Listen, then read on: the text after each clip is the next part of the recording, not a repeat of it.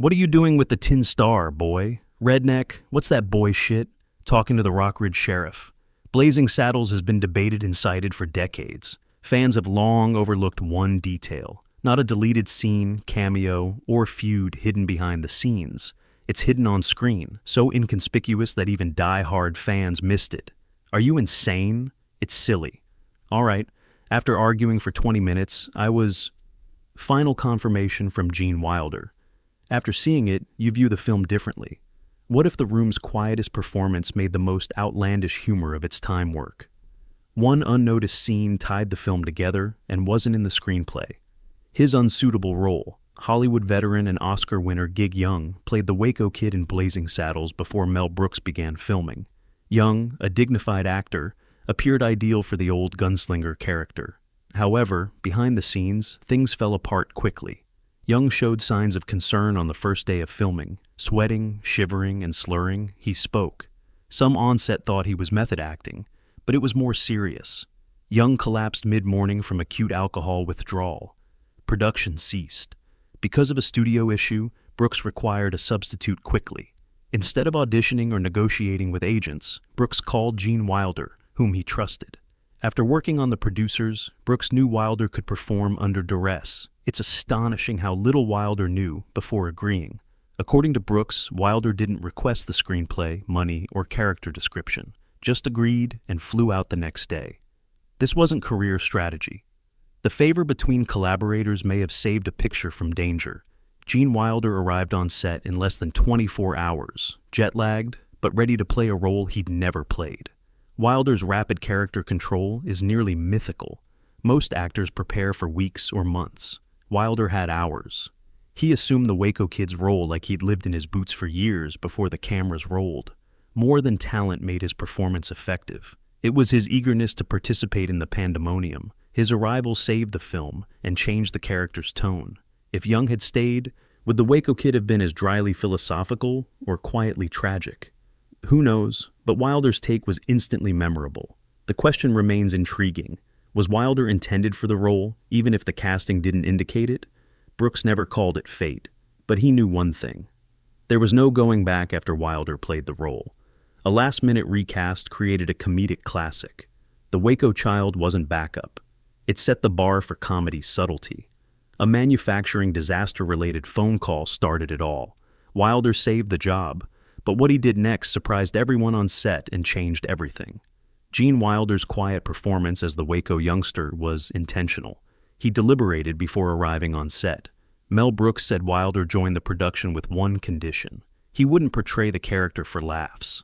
Wilder chose a subdued, even melancholy performance in a picture full of humor, absurdism, and fourth-wall-breaking pandemonium.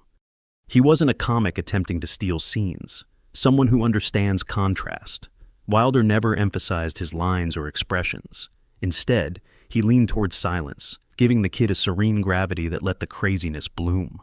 This technique wasn't purely inventive. This smart decision grounded the film.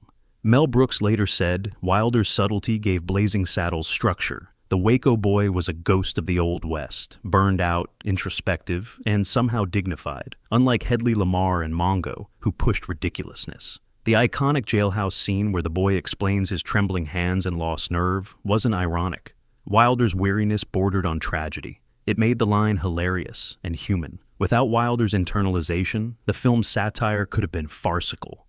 Wilder's insistence on playing it straight may have reflected his unease with excess. He was intelligent, thorough, and invested in emotional sincerity, according to colleagues.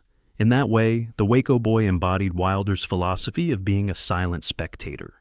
His timing and tone were impeccable even when delivering ludicrous words. Audiences quote his lines because they are unusual, not loud and distinct. In a movie about punchlines, Wilder's pause helped them hit harder. Was Gene Wilder's method risky? I suppose so. Wilder knew comedy. Therefore, he played the character with restraint that would have faded in a weaker performer. Contrast heightens absurdity. His refusal to play the clown made everyone's craziness funnier. His calm was the storm's eye. It was that calm, assured, and controlled performance that defined the film decades later. Before Blazing Saddles hit theaters, Richard Pryor was a writer and the actor who was supposed to play Sheriff Bart. Mel Brooks recommended Pryor for the part, citing his comedic power and cultural significance. His co-writing helped shape the film's voice, especially its uncensored criticism on racism and power in America. While Pryor's behind-the-scenes work continued, his acting career ended. Warner Brothers management vetoed his casting due to his public controversies and substance use. Their choice transformed the film's chemistry and a comedy milestone. Gene Wilder often thought about what the picture could have become with Pryor. In Silver Streak and Stir Crazy, their comedic timing and contrast generated some of the most memorable film duos. If Pryor had played Bart in Blazing Saddles, that partnership would have begun years earlier. Wilder never resented them, but he acknowledged that their relationship could have changed the film. Would Pryor's blazing humor have contrasted with the Waco Kid's calm sadness? The question persists decades later. The film still has Pryor's mark despite the casting change. His voice is in the joke's pace and satire's sharpness. Cleavon Little played Bart well, but many of his lines were Pryor. Wilder said Pryor's script gave the film bite. Even though he never appeared, Pryor shaped the film's emotional honesty and refusal to dilute its racial commentary. Pryor influenced a film without being in it, which is rare. Blazing Saddles is a comedy classic, but it's hard not to visualize Wilder and Pryor's first collaboration in the dusty streets and ludicrous turmoil. This coupling may have been missed, but it may have made their later collaborations more impactful. Both celebrities' collaboration in this pioneering comedy remains one of Hollywood's biggest what-ifs for fans. Mentorship and meltdowns off-screen. Even though Blazing Saddles was ludicrous, the backstage environment was often serious. The stress of pushing creative boundaries, handling studio opposition, and negotiating unforeseen on-set interactions was intense. Most say Gene Wilder was a quiet, calming figure during production. While Mel Brooks led with chaos and relentless vision, Wilder's calmness helped ground the actors and crew at critical periods. Wilder rarely spoke or brought attention to himself, but his presence was calming amid the chaos of improvisation, long hours, and studio worry, according to film crew members. Wilder's impact went beyond performance. He often encouraged younger or less experienced actors to improve their delivery between takes by making modest changes to timing, emphasis, or tone. His stage work and time with Brooks on The Producers taught him moderation and rhythm. Some didn't realize his mentorship till later. He influenced countless scenes without being noticed. He was named the unofficial tone director by certain crew members for maintaining the balance between sarcasm and earnestness. Wilder's creation of Young Frankenstein during Blazing Saddles' production is less well known. Wilder discussed his new idea with Brooks during set downtime. What if Dr. Frankenstein's descendant rejected his family legacy, and concept offered during filming breaks would become one of the most famous horror comedies? Few actors can multitask like Wilder, who can flip between outrageous comedy and a whole different concept. It also revealed Wilder and Brooks's trust and collaboration, which produced more than laughs. While Blazing Saddles was famous for Gene Wilder's calm and wit, his off-screen role may have been equally crucial. Despite setbacks, he backed his friends and quietly shaped comedic filmmaking. Though chaotic, Wilder's behind-the-scenes presence was not. He was the calm in the storm. And without him, the film may not have survived. The sadness behind the joke. In Blazing Saddles, Gene Wilder played the Waco Kid, with deadpan delivery and excellent comedic timing, but he also added emotional depth. In contrast to his inebriated gunslinger image, the Waco Kid is a wounded guy troubled by his history and disillusioned with life. The role was unexpectedly somber for Wilder, a sensitive performer. Wilder played his character's tense hand tremors and disconnected demeanor as real rather than exaggerated signs of trauma, possibly post-traumatic stress. This deeper approach distinguished the Waco Kid from his peers. Wilder's portrayal of the kid's asterisk, asterisk, asterisk, asterisk, and withdrawal implied genuine anguish in a film with many ridiculous satires. When rewatching the film, viewers typically notice how Wilder underplays slapstick situations. After recalling becoming the West's fastest draw, the boy expresses regret rather than pride, more confession than nostalgia. These details don't stand out on first viewing, but they quietly change the character's image. Wilder's use of silence to convey the Waco Kid's agony is noteworthy. Comedy usually rewards speed and vigor, but Wilder's restraint was powerful. His hesitations, pauses, and quiet reactions added depth that punchlines can't. Mel Brooks later said, Gene provided emotional intelligence to the role that wasn't in the script. Not a humorous actor trying to be dramatic. Actors realized that the funniest characters hurt the most. Though hidden behind the smirk, that hurt was always present in the Waco Kid. In retrospect, Wilder's acting humanizes an irreverent film. His Waco Kid makes us giggle and wonder what happened before the narrative. Why did he quit life? Losing what drove him to drink and be bitter? The film doesn't resolve these questions, but Wilder's portrayal makes them unavoidable. It shows that even in parody, real feeling can arrive on a quivering hand and a tired gaze, like in Blazing Saddles. Wilder's quiet grief gave the Waco Kid depth, but what happened behind the scenes highlighted a different challenge: keeping a straight face. Unseen scenes. Even though Gene Wilder was calm on screen in Blazing Saddles, many of his best moments nearly didn't make the final film because the cast and crew couldn't stop giggling. Wilder's subtle delivery and well-placed phrases caught people off guard, making clean takes impossible. Multiple crew members said the film's funniest parts were shot multiple times because someone off camera would chuckle. Mel Brooks had to leave set several times because his laughter was leaking into the audio. The problem wasn't getting Wilder to deliver, but keeping everyone together. In scenes where Wilder's dry comments were unexpected, camera operators and sound techs couldn't control their reactions. Though calm and offbeat, these comments worked because they contrasted with the craziness surrounding him. He delivered words like, "You've got to understand, these are just basic farmers, simply. Country people, the New West's common clay, morons, deleted more takes than most scenes. Those behind the camera lost it. Some accounts say Cleavon Little struggled to stay in character during those takes." Wilder's deeper character moments, especially those about the Waco Kid's emotions, were deleted. Longer scenes that explored the kid's past were apparently too introspective for the film's quick pace. These moments haven't been released or confirmed, but crew insiders say Wilder's most dramatic work was removed. An intriguing question arises. Could those quieter moments have slowed the film or deepened a character already complex? While Blazing Saddles' final form is enough to grasp Wilder's impact, those missing sections continue to captivate fans and cinema historians. What would we have seen if the crew had kept a straight face? What if the studio had permitted more quiet reflections between the chaos? These behind-the-scenes stories show more than how hard it was to shoot around Gene Wilder's talent. They also show his multifaceted performance. A noisy film may have revealed its most poignant moments when the crew laughed too hard. Wilder defying Hollywood cliches quietly. In Blazing Saddles, Gene Wilder's comedy defied Hollywood norms. Many comedians used exaggerated faces, over-the-top delivery, and physical antics to get laughs, but Wilder chose subtlety. He played the Waco child without traditional humor. No camera mugging, punchline winks, or desperate laughter. Wilder's scenes relied on quiet, stillness, and time. His jail cell introduction, one of the film's highlights, showed this. Half asterisk, asterisk, asterisk, asterisk, and uninterested. He delivered lines with minimal effort but maximum effect from a bunk. Because it whispered its importance, the moment was unforgettable. This performance was innovative because it shattered comedy traditions and studio comedy's decades-old visual language. Wilder retreated in a film where everyone else was going big. This was a calculated, dangerous choice.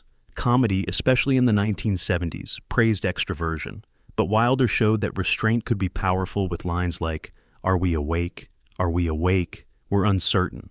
His dry cynicism and unblinking serenity made his humor work because he was authentic. That grounded realism made the Waco youngster look like a man who had seen too much, beyond the screenplay.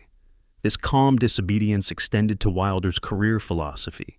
He didn't want to control a scene or actors. He played off them, responding rather than performing, and listening more than talking. This approach respects the material and audience. In Blazing Saddles, this philosophy let the absurd shine without overpowering his character's emotions. His decision to complement the film's tone rather than compete for laughs showed unusual confidence. He trusted the tale, timing, and viewer intelligence. The comedy became sharper, not louder. Wilder's reluctance to follow comedy conventions makes his performance memorable. He added depth and comedy to an exaggerated film by underplaying a character. His calm performance in a noisy film was the glue that held the mayhem together. Thus, Wilder reinvented comedy leads and questioned audience expectations, a set-born career change. Young Frankenstein, one of Gene Wilder's most celebrated works, began on Blazing Saddles. Wilder secretly told Mel Brooks a new concept during filming, amid the controlled mayhem. No issues from Gene Wilder. I asked you to do the wacky scene one night around 5:30 or 6. It was a brief talk between takes, not a pitch or proposition. Wilder pondered, what if Dr. Frankenstein's grandson wanted to break with his family? This musing would inspire Young Frankenstein, a horror comedy that changed horror humor. This legendary idea was conceived during the downtime of another film stretching comedy boundaries, not in a writer's room or studio conference. First, Mel Brooks wasn't convinced. According to both guys, Brooks originally dismissed the proposal. He concentrated on Blazing Saddles, a production with creative and logistical issues. Wilder persisted with enthusiasm, not pressure. He wrote a draft, believing in the idea enough to undertake the task without promise. Brooks soon changed his mind after reading it. In Wilder's script, humor, tribute, and character-driven storytelling were evident. What began as a musing became a creative project within days. Young Frankenstein may have never been made without Blazing Saddles' hiatus and collaboration. This turning point changed Wilder's career. He was already a talented comedy actor, but Young Frankenstein solidified his creative talent behind the camera. The film's tone, tempo, and emotional core were shaped by his co-writing and acting. This collaboration marked a new chapter in his career, as he helped shape the vision rather than just interpreting it. Young Frankenstein showed his Blazing Saddles-like balance, restraint, and emotional sincerity, even in farce. Blazing Saddles is responsible for Young Frankenstein's current form. That Western spoof gave Brooks and Wilder a creative setting that fostered fresh ideas and humorous breakthroughs. Changing from performer to creator didn't get Wilder any attention. The timing and calm determination were perfect. In retrospect, Blazing Saddles was more than a comedy. One of the greatest genre parodies, Gene Wilder versus the studio system, began there. Gene Wilder's Blazing Saddles part went beyond acting. He supported Mel Brooks during the film's most bitter studio fights. Warner Brothers executives initially disliked the film's racial satire, obscenity, and frontal challenges to American social values. Multiple studio memos ordered script modifications, toned-down language, and the elimination of contentious racist scenes. Wilder supported Brooks' vision and rejected attempts to lessen the film's effect, despite not producing or directing. He thought the film's merit was its willingness to make spectators uncomfortable for a deeper truth. Wilder supported quietly but steadfastly. He reportedly advised Brooks to maintain the original tone and message in private and production meetings, even if it cost the studio support. Wilder knew the stakes for Blazing Saddles and his comedy. Sanitizing the film would have removed its purpose, satire that laughed at harsh facts. Wilder supported Brooks when he was pressured to edit passages including Sheriff Bart's racial remarks, or tone down the townspeople's ignorance, recognizing the shock was part of the humor. Without such edge, the film would have lost spite. Wilder's discreet resistance to studio meddling reflected his overall view of Hollywood. He wasn't hostile, but he distrusted leaders who valued market comfort over creativity. Satire was never meant to be safe, Wilder said in interviews. It exposed hypocrisies in police enforcement, politics, and entertainment, giving it influence. He considered Blazing Saddles a statement, not merely a comedy. If that statement hurt, so be it. Wilder wasn't protecting audiences from offense. Despite the unpleasant reflection, he held it. Blazing Saddles may not have survived without Wilder's help. Brooks had vision, but Wilder's credibility, especially after the producer's success, bolstered his case. He was a respected collaborator and performer who challenged institutional control. Wilder's off-screen behavior was just as irreverent in a film that broke every polite comedy norm. Not shouting or protesting, he stood firm. That modest drive saved one of America's most daring comedies. Wilder struggled to protect the film's biggest concepts, but his work subtly transformed comedy's ability to convey weight. The legacy Gene forged. In Blazing Saddles, Gene Wilder's Waco Kid performance was both entertaining and poignant. You may have heard of me as the Waco Kid.